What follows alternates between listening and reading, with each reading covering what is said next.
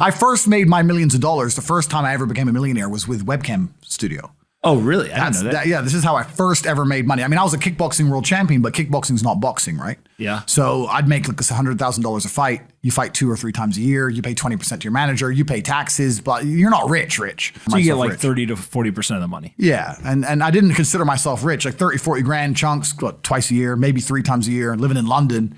London rents, need a car. You're trying, you're not rich in any way. And that's actually the reason I retired, because I woke up one day and I thought, I'm giving 6 hours a day of absolute focus and energy to this. And I believe I'm smart enough that if I put that much tenacity into something else, I can be a multimillionaire. I truly believed that. I was like, I've realized now I've reached the pinnacle of kickboxing. My choice is either to change over to MMA, which I was offered to do earlier in my career, but at the time, the kickboxing contract paid more money. I had to pay the bills, so I went with kickboxing. Change over to MMA, learn to wrestle, change over to UFC, blah, blah, blah. But this is also like 7, 8 years ago where even the UFC didn't pay the money it pays now. But the UFC still doesn't pay that much money from what I understand. No, if you're like top 5 or champion, yeah. But most of the dudes you're going to see there in the prelims, they're getting 10 grand a fight, 9 grand a fight. It's nothing, right? So it'd be like starting my career all over again. And at the age of 28, I thought, I don't have the gumption to start again. I've been through hell for this. I've broken my hand 8 times. My ribs have been broken. I don't want to do this all over again. So what do you do when you realize that, hey, maybe I don't want to keep fighting? I decided to get rich. What does that mean to you? When you're sitting there, you're getting, $30,000, $40,000 kind of net on a per fight basis. Is rich to you like, hey, I want a couple $100,000, $1 million, $20 million, $1 billion? I wanted 30 or 40,000 every month. 30 or 40,000 every month. So about $500,000 a year, give or take. Okay. I thought if I had that much money, I could do whatever I wanted. Okay. That's what I decided I wanted to do. So what's step one that you do? So step one is, maybe that's how we ended up here together, my friend. Step one is, decided to be very logical about it. Chess player, right? So it's like, I want money. What is money? How do banks work? How does credit work? What's fractional reserve banking? All these things we now know to be the biggest cons of the century, right? So I'm sitting there researching money for days and days and days. And then I get more mad because I'm like, whoa, money's trash and I don't have any. Now I'm really annoyed, right? I thought like everyone else did that, everyone puts their money in the bank and the bank takes some of other people's money and lends it out. I didn't know they invented it from the sky. I still at that point thought money was linked to gold. I didn't know nothing.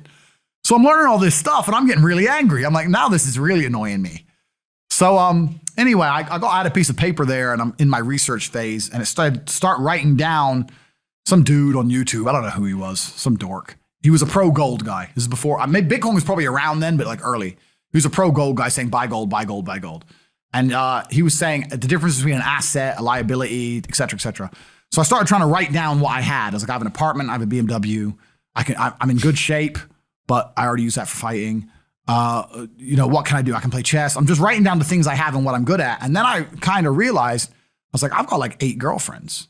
But because I was traveling the world, and if you win, you get a ring girl. It's kind of like she's banging the winner, right? You win a world title, you get to choose the ring girl you want. It's pretty easy, right? So I had a girlfriend in Slovakia, I had a girlfriend in France, I had a girlfriend in England, all these girlfriends. Do they know about each other? No. Okay. But they find out pretty soon. So I had all these girlfriends, so I'm like, maybe I could open a strip club and like be a pimp, and, be a gangster about it, And then that opening strip club that's literally the first thing you thought about was opening a strip club? Well, I thought I have these beautiful girls. How can this is before like Twitch existed. So I was like, what can I do with these hot girls? I was like, it's just an asset, right? There's these girls and a lot of them were messaging me. They thought I was this millionaire world champion. They all wanted to come London, live with me and thought I was a big boy millionaire and all this stuff. So it's like they do because of social media. Well, partially because of that. And also because they met me. I turn up, I fight, I win the world title, I leave. We're texting each other. They assume I'm this big boy, right? So I'm kind of like, what am I going to do? What am I going to do? I thought, man, I investigated strip clubs, way too much money. But this asset class of beautiful women was kind of on my mind for a few days. And then by absolute coincidence, I stumbled upon somewhere on the internet. I was on one of those websites where you used to download like free games and bullshit from. And in the corner somewhere it said, hot girls want to talk to you now or something. I said, hot girls. So I clicked on that, not because I was interested, but because I thought I have hot girls. And it was one of those webcam websites.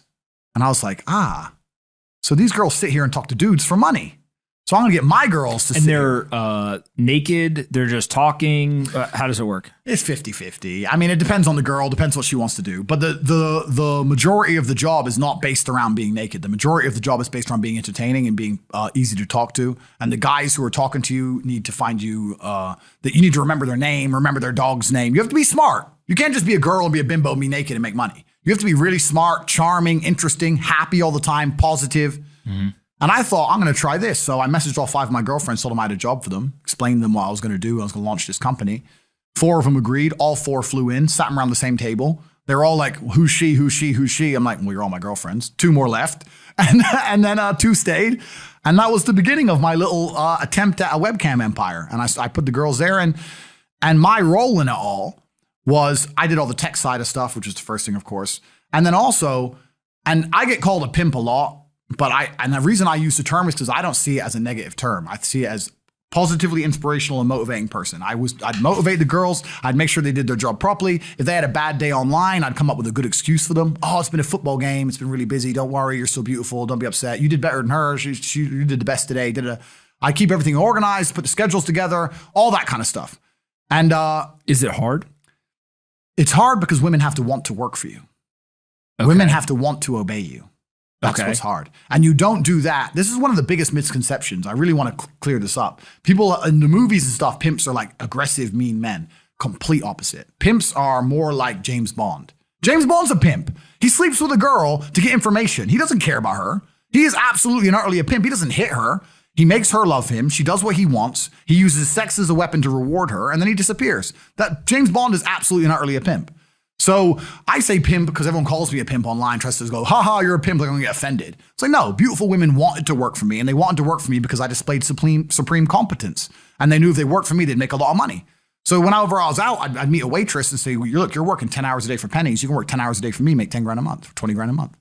And over time, I just built up this big little empire of webcam girls. At one point, I had 4 locations, 75 girls working for me. And I was doing. And we say locations like, explain what goes into a location. I just rent houses. All right. So you rent a house, and in the house, you just literally, hey, go live here. There's like technology set up. Yeah. And then you can basically just sit in front of the computer and literally be on the other end of one of these webcams. Yeah. And guys are paying by the minute, by the hour, whatever, to talk to you. Yeah. It's their choice whether they are doing it fully clothed, just talking, getting naked, whatever, and then you're taking some cut of it. Yeah, basically. So I had girls who would live in the house, and that was pretty impressive. I just broke down the webcam business. Bang, you done it, man. You nailed it. No background information. Yeah, you nailed it. You nailed it. You nailed it. So the girls who lived in the house would have set amount of hours they want to do, and then we'd have rooms that they could book in and do X amount of hours. A girl could come and do 1 a week or whatever. We'd have rooms they could share. And then, very much exactly like you said. They'd go online, they'd do their hours, they'd have their regular customers, they'd get their money. And then I'd take around half of the money, around 50%. You take 50%. Around 50%. Okay. Is that high or low compared to the rest of the industry? I'll tell you why it's very low. It's low because every time a girl would quit and try and do it by herself, she'd make a fraction of the money overall because she hasn't got the instruction. She hasn't got the motivation. She's just lazy with it, right? And women have a very different mentality to money than men. If you show a woman how to make $1,000 in an hour, she'll think, I only have to work an hour a week. Whereas if you show a man how to make $1,000 an hour, he thinks, I can make $18,000 a day. That's the difference between us. So if I had a girl working for me making $20,000, she got 10, I got 10. If she quit, she'd make 3 for herself, if that.